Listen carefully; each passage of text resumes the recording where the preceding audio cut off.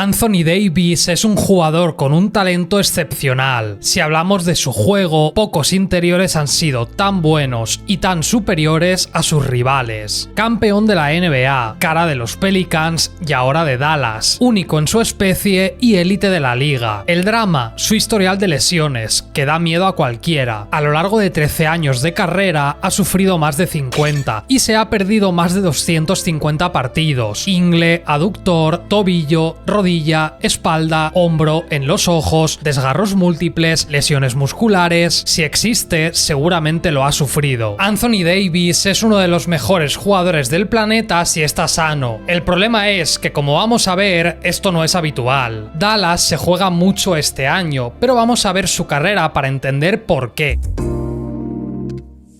Anthony Davis creció rapidísimo y cuando apenas tenía 16 años ya superaba los 2 metros. Se sentía afortunado de no sentir dolores al crecer tanto y llamó la atención de las personas adecuadas. Acabó su etapa en el instituto con unos promedios de 32 puntos, 22 rebotes y 7 tapones. Para sorpresa del público, no se lesionó y se estiró hasta alcanzar unos nada despreciables 2.06. Su talento y marco físico atrajo la atención de universidades como Syracuse y fue invitado a eventos como el Nike Hoops Summit, el McDonald's All American o el Jordan Brand Classic. En todos ellos destacó por su nivel, y así es como se comprometió con Kentucky, uno de los mejores programas universitarios del país. No había debutado y ya cargaba con la etiqueta de la elección número 1 del draft.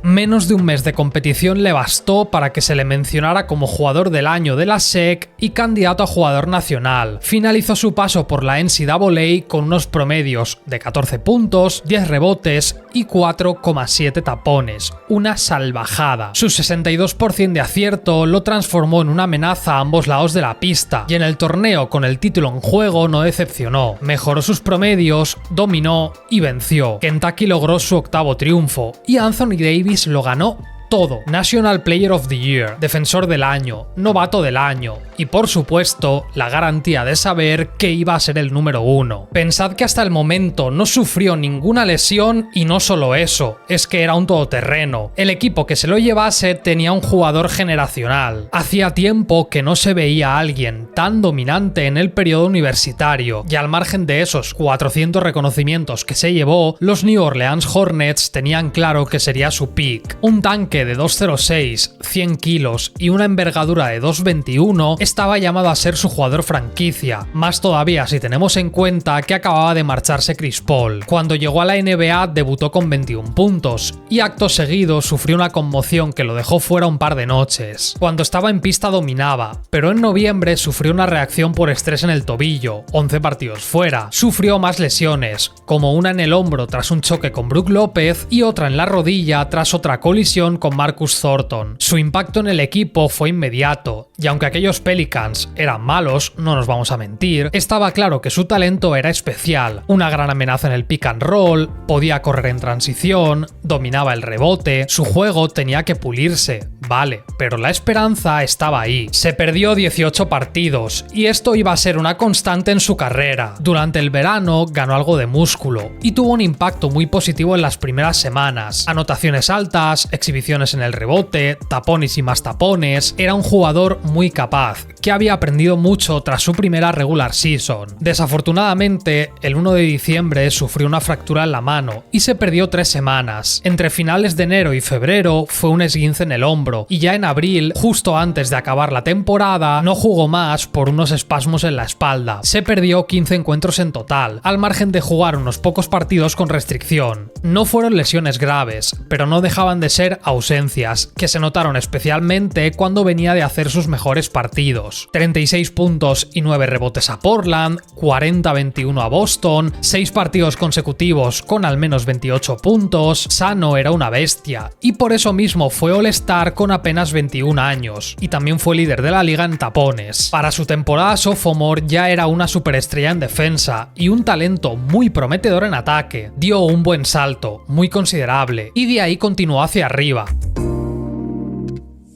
En su tercer año directamente explotó. Acabó quinto por el MVP, cuarto por el premio a defensor del año, entró en el segundo quinteto defensivo y en el primer quinteto All-NBA. Ojo a su debut: 26 puntos, 17 rebotes, 9 tapones, 3 robos y 2 asistencias frente a Orlando. Luego se marcó un 27-11-6 contra San Antonio y un game winner, un 43-14 a Utah, tonteó con lograr un 5x5 varias veces y voló sobre la pista.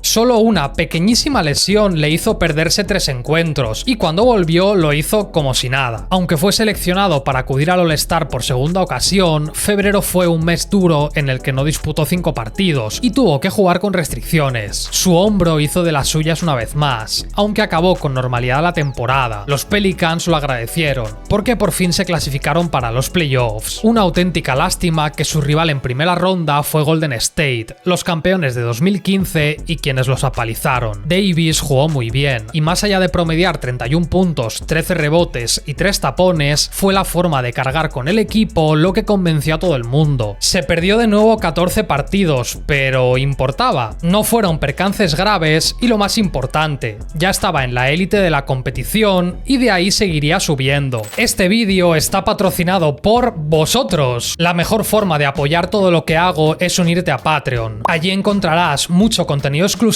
que no está disponible en YouTube. En Patreon podrás ver los vídeos antes que nadie, ver un montón de análisis que no voy a publicar nunca en esta plataforma, formar parte de la comunidad, acceder a un chat exclusivo para miembros y sobre todo saber que aportas a este proyecto. Hay 3 niveles, desde 2 a 10 euros, y también te puedes unir de forma gratuita, pero todo lo que os ofrezco se encuentra desde el nivel más bajo, que son 2 euritos. Si te gusta lo que hago y quieres apoyarme para que siga haciendo este contenido, pues ya sabes, únete al Patreon. Lo puedes hacer desde el QR que tienes en pantalla o con los enlaces que hay en la descripción y comentario fijado. Muchas gracias y sigamos con el vídeo. Los Pelicans le ofrecieron una extensión por el máximo, 5 años y 145 millones. A las superestrellas se les paga como merece, y por supuesto que la ceja merecía ese dinero, y si alguien se atrevía a discutirlo, tardó muy poco en recordar por qué le dieron tanta pasta. 43 puntos a Atlanta, 9 tapones a Memphis, un game winner, 28-10, 4-4-4 a San Antonio, y la guinda del pastel, 59 puntos y 20 rebotes a Detroit, marca que lo puso a la altura de Shaquille O'Neal y de Chris Webber. Solo ellos 3 firmaron un partido con esos números. Davis ya estaba entre los mejores de la competición, y aunque aquellos Pelicans rindieron estrepitosamente mal, tampoco se le podía señalar como culpable. Con unos promedios de 24, 10-2 y un rendimiento en defensa excepcional, era el último nombre al que apuntar. Por desgracia, llegó la primera gran lesión, y es que el 18 de marzo jugó su último partido. Se perdió los 14 siguientes y en total 21. Sufrió tanto por el hombro como por la rodilla izquierda y llegó a afirmar que desde su año de novato jugaba con dolores. Se recuperó bien y tras esto firmó 2 de sus mejores temporadas en la liga. La salud le acompañó y su juego estuvo a la altura. Con 50 puntos, 16 rebotes, 7 robos, 5 asistencias y 4 tapones, estuvo a puntito de conseguir su ansiado 5x5. Tuvo encuentros como un 45-17, 38-16, 28-22-4, exhibición tras exhibición. La ceja quería reclamar el trono del mejor interior de la competición y era muy difícil discutírselo. Por si fuera poco, fue al All-Star y salió de allí con el MVP bajo el brazo, 52 puntos y 10 rebotes. Con unos promedios de 28 puntos, 12 rebotes y 2 tapones, entró en el primer quinteto All-NBA y en el segundo defensivo. Además, estuvo también en el top 10 por el MVP. Fue un año repleto de exhibiciones, pero sin premio a nivel colectivo porque, bueno, los Pelicans seguían siendo malos. Afortunadamente para él, la situación iba a cambiar pronto, ya que fue la misma temporada en la que DeMarcus Cousins aterrizó en el equipo, y la esperanza depositada en ellos era enorme. Ya en la 17-18 continuó en su carrera particular por acumular logros. Superó a Chris Paul como segundo máximo anotador de la franquicia, y las burradas estadísticas no dejaron de llegar. llegar. 33-11-6 a Brooklyn, 48-17 a los Knicks, 45-16 a Boston, 45-17-5-5 a Miami, 43 puntos a los Clippers. Su primer triple doble el mismo día que cumplía 25 añitos. Yo esto lo voy diciendo como si nada, pero pensad que se lucía en ataque y que en defensa era incluso mejor. Su pico de nivel en esta era fue absurdo. Pese a las constantes lesiones de Cousins, quien apenas disputó 48 encuentros, lograron ganar la misma cantidad, y la ceja llegó en plena forma a los playoffs.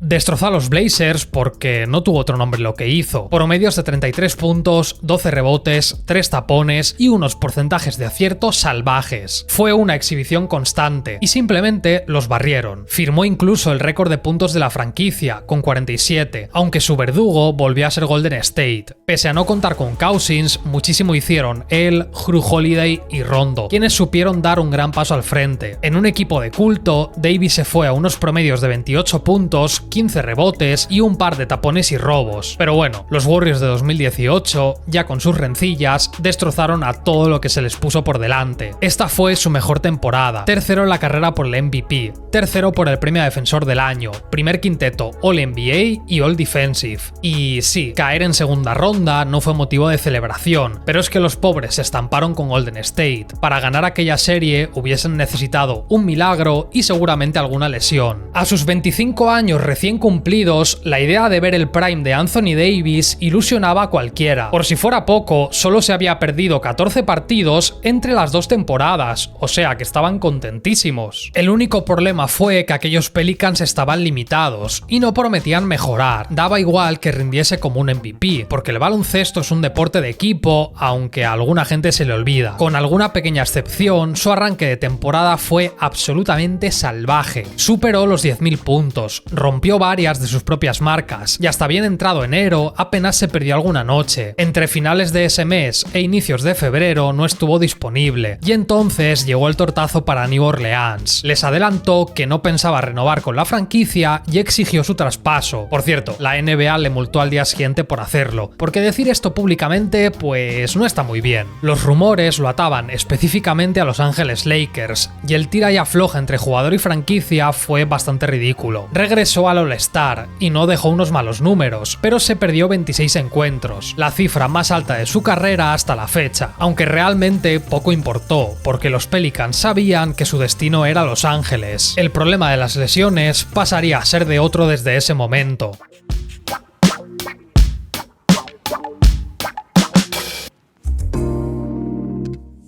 Lonzo Ball, Brandon Ingram, Josh Hart y 3 selecciones de primera ronda. Con la perspectiva del paso del tiempo, ambas franquicias obtuvieron lo que querían, y fue un precio justo. LeBron tenía a su gran coestrella, y los Pelicans podían entrar en una fase de reconstrucción. En la ciudad angelina todo eran sonrisas y alegría. La ceja sentía menos presión, Frank Vogel dotó de identidad a su equipo, y los resultados llegaron a toda velocidad. Desfilaban con un 41-12 de balance para el parón del All-Star, en el que por supuesto estuvo presente. Su dúo con LeBron era sensacional, y es que su papel en defensa, sumado a su impacto en ataque, hizo a los Lakers un candidato al título desde el primer día. Con unas estadísticas de 26 puntos, 11 rebotes y 2,6 tapones, volvió a demostrar por qué era de los mejores jugadores de la NBA. Con actuaciones de 50 puntos, decenas de rebotes y tapones bárbaros, su salida de los Pelicans parecía completamente olvidada. Esa regular season solo se perdió 9 encuentros, pero lo más importante es que gracias al parón entre marzo y la burbuja, se preparó, se acondicionó y llegó al 100%.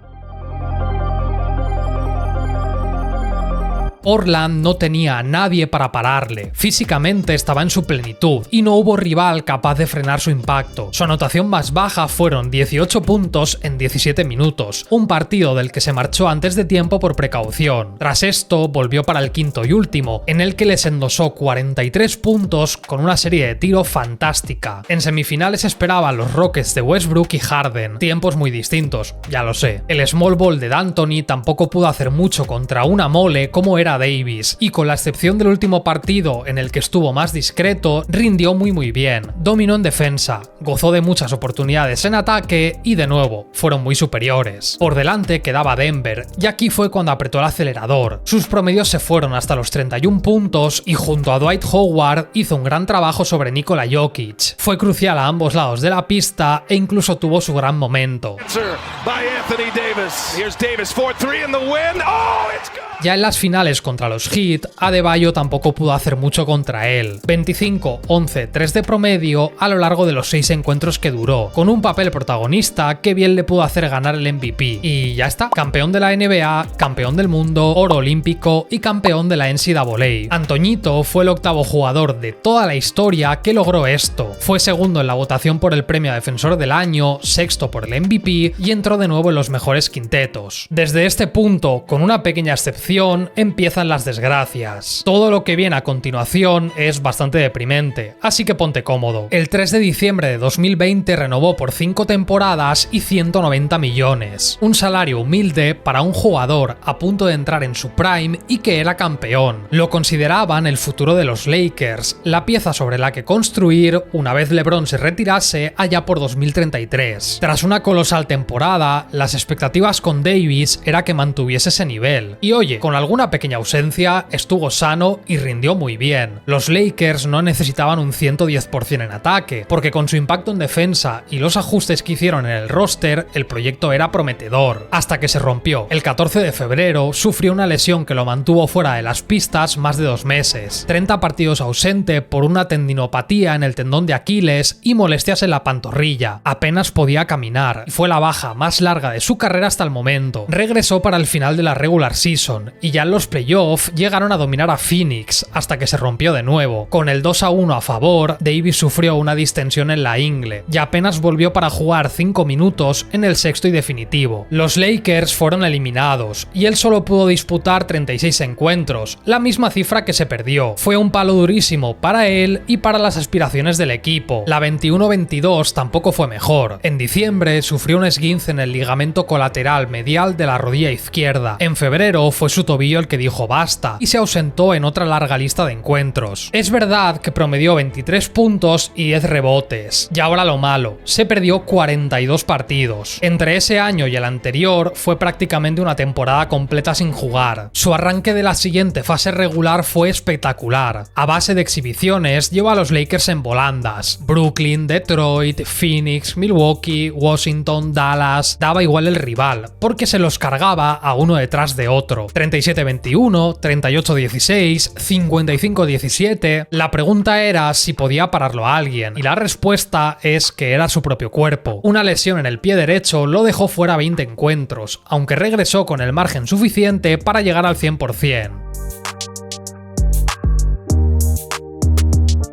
Sin lograr alcanzar el dominio brutal que caracterizó sus playoffs en la burbuja, estaba de vuelta. Memphis y Golden State tuvieron problemas para minimizarlo en ataque, y en defensa se hizo gigante. Le hizo la vida completamente imposible a ambos rivales. Noche a noche fue una tortura para ellos. Solo Denver pudo frenar a Los Ángeles, y fue porque eran mucho mejores. Con un Jokic más preparado y con menos opciones para detenerlo, los barrieron 4-0. Davis cerró la postemporada con un gran rendimiento defensivo y tuvo encuentros a la altura de las mayores leyendas de la franquicia. Se perdió otros 26 encuentros, aunque es verdad que estaba disponible cuando más importó. Y eso sí, la siguiente temporada no iba a fallar. Tras una lucrativa extensión, que siempre viene bien, ganaron la primera edición del In-Season Tournament. Iba de show en show, y tras 2 años sin aparecer por el All-Star, regresó por 9ª ocasión. Dejó algún triple doble, un 27-25 ante Minnesota y toda una serie de líneas estadísticas que lo ponían de nuevo entre los mejores. Jugó el máximo de partidos de su carrera, 76, y los Lakers llegaron a los playoffs. Sin embargo, el equipo estaba bastante limitado y los Nuggets les endosaron un 4-1. Ya con JJ Redick la pasada temporada vimos algo muy interesante. Cada vez se dibujaban más jugadas para él, dándole una importancia central en el esquema ofensivo del equipo. Buscaban situaciones más cómodas para su juego y firmó 3 partidos consecutivos con 35 puntos o más. Sus promedios escalaron a 26 puntos, 12 rebotes y más de 2 tapones, mientras que el récord de los Lakers no dejaba de mejorar. Quizá este roster con algún retoque, como un pivot extra que fue lo que él pidió, podría llegar muy lejos.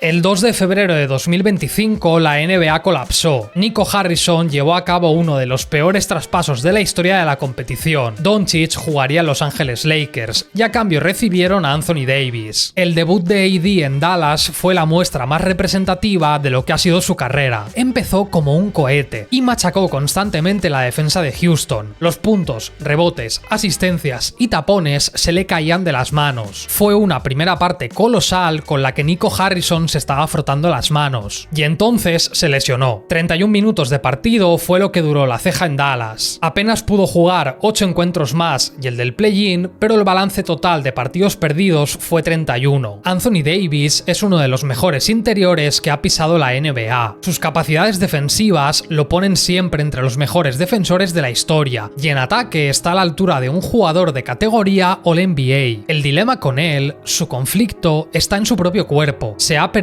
252 partidos a lo largo de su carrera, aunque lo dramático ha llegado en las últimas temporadas. Con la excepción de la 23-24, se ha perdido como mínimo 20 partidos por año. De hecho, ha estado más cerca de perderse unos 30 que de esos 20. Es razonable y normal que los aficionados de Dallas exijan la cabeza de Nico Harrison. Traspasaron a Luka, un candidato constante al MVP que suele mantenerse sano, por un jugador que, en caso de conseguir evitar lesiones, sigue siendo peor. Todos los argumentos que se pueden dar a su favor, como la defensa, el gen competitivo y lo que sea que Nico Harrison diga para defender su movimiento, se caen. 2017, 2020 y 2023 fueron los 3 mejores años de la ceja, y ahí fue indiscutible su aportación a los equipos. Candidato a MVP y defensor del año, All-NBA y All-Defensive, un auténtico monstruo. Aunque yo personalmente me quedo con su año como primera espada en aquellos Pelicans, los playoffs de la burbuja fueron escandalosos. La cosa está en que esas temporadas, por desgracia, son excepciones. Su cuerpo está machacado y se ha visto en los últimos 5 años. Cuando logra encadenar 10 o 15 partidos a un muy buen nivel, llegan esas conversaciones sobre su talento, sobre si forma parte de los mejores quintetos, y entonces se lesiona. Este año en Dallas podría promediar, qué sé yo, 26 puntos, 12 rebotes, 2,5 tapones, jugar 50 partidos de lujo y aún así hacer que sea insuficiente. Si Anthony Davis estuviese sano durante 70 partidos, los Mavericks podrían dar mucho miedo. El problema es ese sí, esa condición que me temo nunca se va a dar. Dado su historial, la edad y cómo está su cuerpo, pedir que alcance una cifra tan alta de partidos es más un deseo que algo esperable. Por eso los fans de Dallas odian tanto a Harrison y quieren que pague por lo que hizo. Traspasó a un chaval de 25 años con potencial de MVP para casi otra década a cambio de un jugador al que le quedan ¿cuánto? 2 años antes de colapsar completamente, y aún así, el movimiento se hizo sin garantía alguna de éxito. Davis tampoco es el culpable de lo que pasó, y de verdad pienso que cuando está sano es élite de la NBA, un jugador fantástico al que mucha gente infravalora. Lo que pasa es que no se puede confiar ciegamente en él, y mucho menos darle el puesto de número 1 en una franquicia. Desafortunadamente, me temo que esta temporada volverá a ser castigado por las lesiones, como le lleva pasando años y años. Se va a retirar como uno de los mejores interiores modernos y con un anillo de campeón. Y aún así, que no está nada mal, es una lástima pensar en lo que pudo llegar a ser y no fue. Con algo más de salud hablaríamos de él como uno de los mejores interiores de todos los tiempos. Y esto ha sido todo. A mi lado podrás ver los miembros de Patreon que hace que todo esto sea posible. Y si quieres más contenido exclusivo, pásate por el enlace que tienes en la descripción y comentario fijado. También acabará de salir un vídeo en pantalla, y en este te cuento la historia de John Wall, por qué es tan trágica y cómo nos perdimos a un jugador brillante. Muchas gracias por llegar hasta aquí y nos vemos en el siguiente vídeo.